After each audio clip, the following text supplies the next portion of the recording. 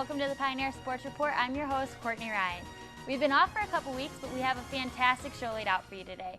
Currently, we are going to be joined by the men's lacrosse club, catch up with the softball team, and tell you how the baseball season's going. But as I mentioned, I'm joined with two guests right now from the lacrosse club, Ryan Shahidapur and Richie Knipfer. Two hard names to pronounce, but thank you guys so much for joining us today. How are you doing? Thank you. Good. Yeah. So to start, can you start off by telling us where you guys are from and what brought you to Platteville? I'm from Naperville, Illinois, outside of Chicago. I came to Platteville because most of my family lives in Lancaster, and that's where my mom was from, and my mom went here too, so I just wanted to come back. I grew up around here. I'm from Stoughton. I just really liked Platteville's campus. I was going to go to Milwaukee, but I couldn't afford to play lacrosse there. They were a little bit more pricey than what I had in mind. And then I found out Platteville had a club team, and yeah, that sealed the deal for me. Well, jumping right into lacrosse, as you mentioned, it is the club team. Mm-hmm. So how, as freshmen, did you guys find out about, I mean, you guys aren't freshmen now, but when you were, how did you find out about the club? Was it highly publicized or? Well, I personally was the coach at the time approached me before I'd even been here, and I joined on UWP Link, and he just kind of found my email address and Facebooked me and made sure I was interested in playing still and everything like that. So. I played with a guy, Peter Hagstrom, in high school, and he came here. He was a year ahead of me, and he came here and he played on the team, and he told me all about it, and so I just kind of word of mouth, just kind of stumbled on it.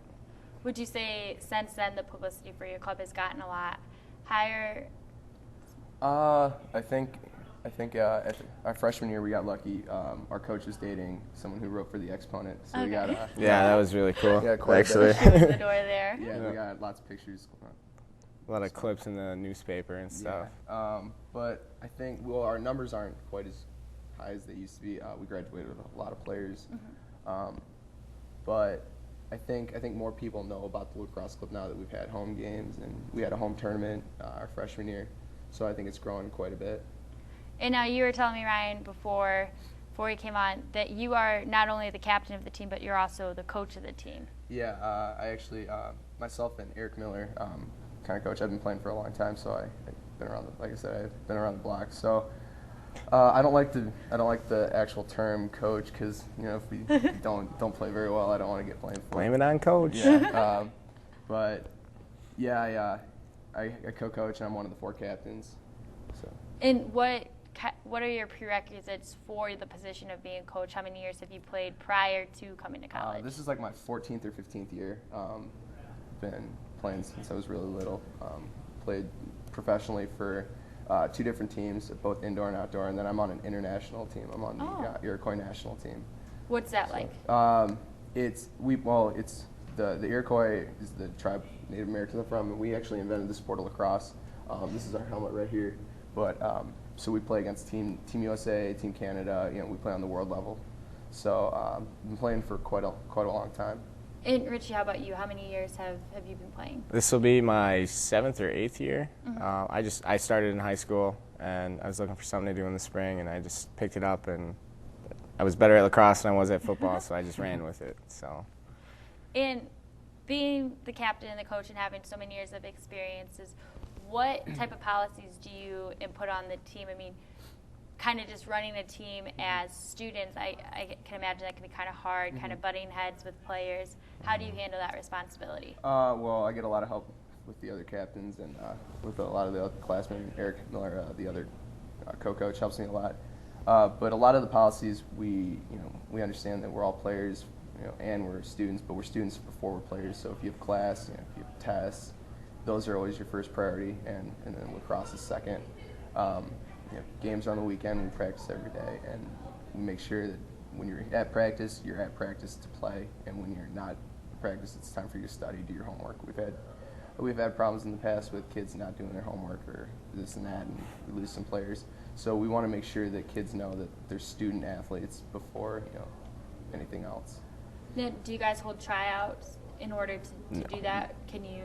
If someone disobeys a policy, do you kick them off the team? Or? Usually we give them what's called Pioneer Time, which is just running. We have ladders and things like that we make them run so that they learn their lesson. Yeah, just make sure they don't enjoy it. I mean, Now, the game of lacrosse, a lot of people can kind of get a little bit confused on how it's played. I noticed at practice the other day you kind of run a wheel when you're playing. Can you kind of go into explanation on what that is and what you guys kind of go out, like your mindset when you go out into the game, like your offense and defensive positions? well, the offense we run it's a 6-man rotation. The 3 middies up top, they rotate in a triangle. There's 2 men up top, 1 man on the crease, and then the attackmen do the same thing, but they rotate from the wings in X. Whenever the ball moves from a midi to an attackman, they rotate and they follow their pass.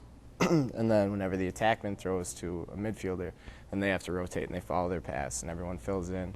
And basically our mindset through that is to get the defense moving, try to get them out of position, try to get a decent looking. I mean, it's not the most potent, high, octane offense that you can run, but with the skill set that we have, with the players that we have right now, it's probably the best thing we can be running right now. Yeah, especially for this offense, the idea behind it isn't, every person isn't going to be a shooter, every person isn't going to be the highlight reel goal, but it's, simple things, passing, catching the ball, following your pass, spreading out the defense so you can find these looks to the goal. And it's just really simple stuff, basic things, but it works all the time. And you'll see kids from age 5 playing with it all the way up to college and professional teams playing with it. And then from a defensive standpoint, I've played both offense and defense, and the defense that we use is just tough, unrelenting defense, and try and take the ball from them, try and get it back on our offensive side. Because when you're on defense, you can't sub, you can't score goals. So we need the ball on our offensive side for as long as possible. We don't want it on our defensive side, so we like to put our aggressive players down on defense, make sure we get the ball back. We do have the luxury of having fairly athletic defenders, so we can really pressure the ball. And I noticed that you guys were also talking about these different positions, and you have a couple different size sticks here. You have kind of a shorter stick, and then you have your long stick. Can you kind of explain how each position uses the different sizes? Yeah, this stick right here, whoops. Oh, that's okay. This one is actually my stick. This is a defensive stick. It's 6 feet long.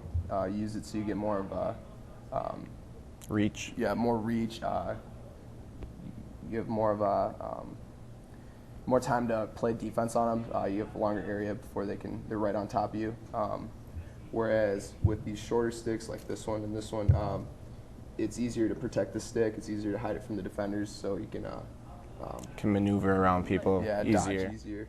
And then this one is actually a box stick. It's a box cross stick. It's a little bit longer than a normal one. It's an inch longer. So it's because you can't use indoor lacrosse. You're not allowed to use the long sticks. Okay. So you can use a little bit longer of a short stick. So you get a little bit more of an advantage. And now you guys are heading up to Madison this weekend to play in the championship. Yes. How do you think you guys are going to match up, and what's the end of the season looking like? I think we match up well with any team. I mean, really, it comes down to how we play just as ourselves. We don't really worry too much about the other team. We just kind of focus on what we want to do. If we focus on what we need to do, pass, catch, shoot well, play hard defense, we match up well with just about any team in our league. One saying we always like to tell people in our huddles is play our game. We've learned to play our offense, and we've learned to play our defense how we want them to be played. We don't watch film on other teams. We don't learn about other teams' offense or defense, because we feel that with our defensive players and our offensive players, if we run our offense and we run our defense, we can stack up against any team.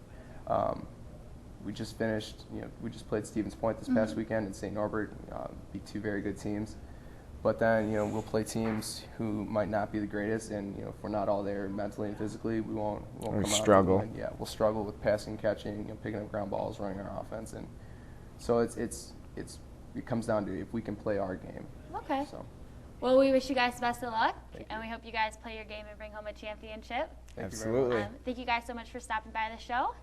And when we come back, we will have your softball update. Stay tuned. Nailed it.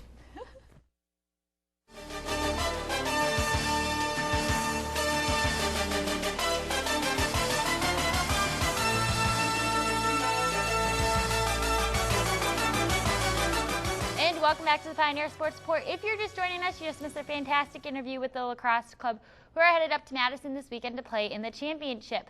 Another Platteville team, though, that has had the talk about the town is the University softball team. For the first time since 2006, the team is winning, 17-13 for an overall record season, third place in the WEAC conference. And our very own Zach Christensen of the Pioneer Sports Report had a chance to catch up with senior shortstop and transfer second baseman Ashlyn Folkler as they talked about this season.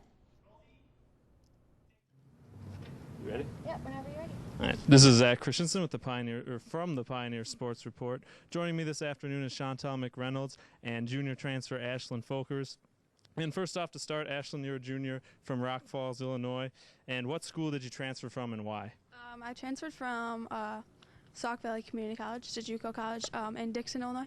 It's really close to home. That's why I went there. And I don't really have any reasons from coming to Platteville. I just kind of picked it and came here. And what was the team? Was the team what you expected when you transferred? Coming in, I didn't really have any expectations. Besides previous records and looking on the internet, so I didn't know any of the girls. I knew one girl, I knew Kai, and coming in, I just had an open mind. All right, and Chantal, this is your last year playing. Can you talk a little bit about your experience the past 4 years? Well, the past 4 years, like the previous 3 years, we haven't been the greatest. My freshman year, we had 5 wins total, and then 2 this year with 17 right now. So it's definitely a positive change. It's been fun. And your team is currently 17-13 overall. Talk about specifically what has made this team successful this year. And Ashlyn, we'll start with you. I would say just working hard in practice. When something goes wrong, in practice we try to fix it, and that's pretty much it. And Chantal? I would say that we all have positive attitudes coming into every game. There isn't any team out there that we have already beat ourselves, which is good because in the past we have gone into a game knowing that they're going to beat us. And this year I think we've done a good job of not letting that get to us. And Ashlyn, what are some positives that you think this team, or what positives have you brought to this team in your thoughts? What have you brought positively to this team? I just like to be a team player. My work ethic. I just like to do the best I can and do what I can for the team, and then that's about it. And Chantal, as being a four-year senior, talk a little bit about the change in the coaching staff and how it has affected you and your role on the team. It's a positive. In the past, we've kind of had some negative attitudes, but she comes in here with a positive attitude. She knows what she wants, and she expects us to win.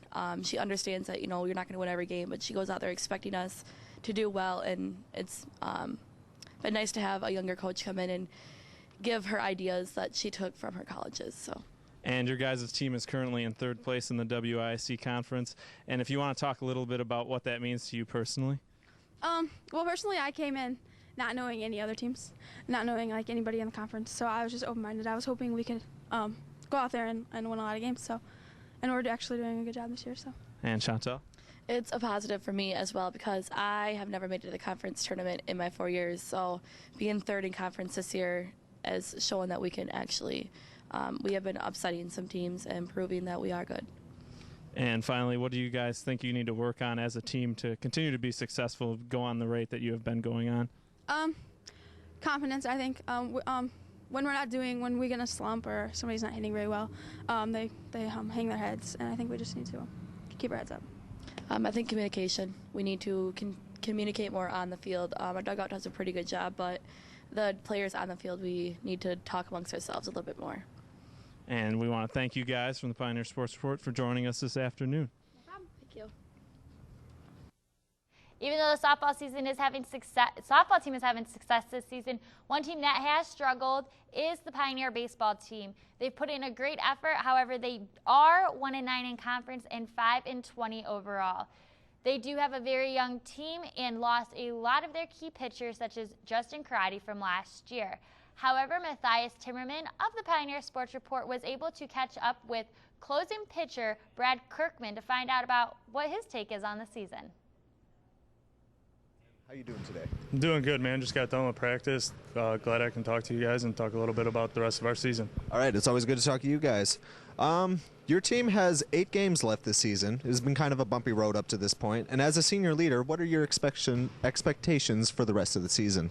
It has been a bumpy road. We thought we were going to start out a lot better than we did, and we've had some injuries, but we're going to try to finish strong here. We still got a shot in conference to make the tournament because we've had some help from other teams, and all we want to do is finish as strong as we possibly can, and we're not going to stop until someone has to tell us we're done playing.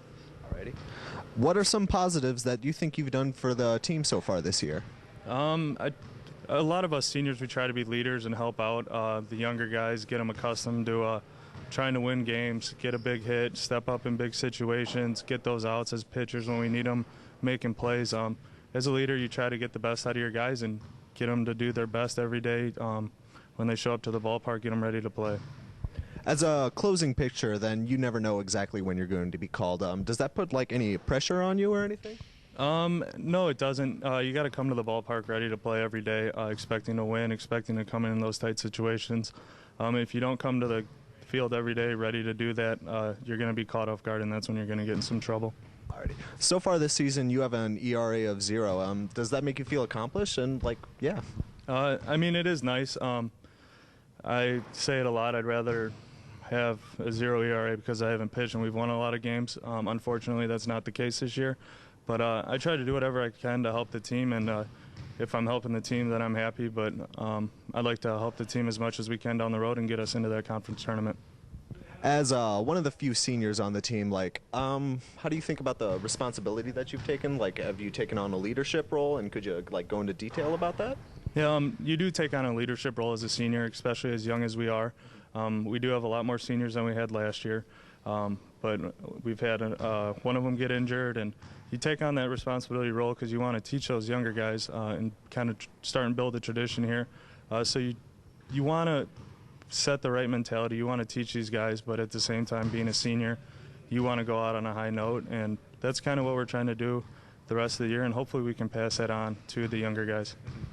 All right, you're headed up to UW Superior pretty soon, and they said one ahead of you in the conference. And how do you think your team's going to hold up? I think we match up well with everybody we've played. Every game this year we've been one big hit away, one big out away, and we haven't got it done. But like I've said, we do have a shot to get into this tournament, and we put ourselves in a hole, but we have the opportunity to climb out of it. And if we can go up there and take 3 or 4 out of 4 games, we got a good shot, and we want to get one step closer to that 4th spot every weekend, and that's what we're headed up to Superior tomorrow to do. Alrighty. Well, we wish you good luck, and thanks for your time for stopping into the show. Thank you very much. I'm Matthias Timmerman for the Pioneer Sports Report. Unfortunately, the Pioneers did fall to Superior this weekend, but again, they do have a chance yet to make the conference tournament. They play Oshkosh this Wednesday at home, so you'll have to be sure to check that out.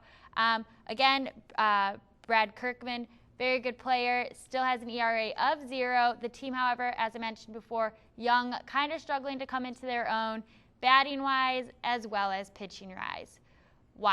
But thank you for tuning into the Pioneer Sports Report. Make sure you check out your upcoming events, and we'll see you next time.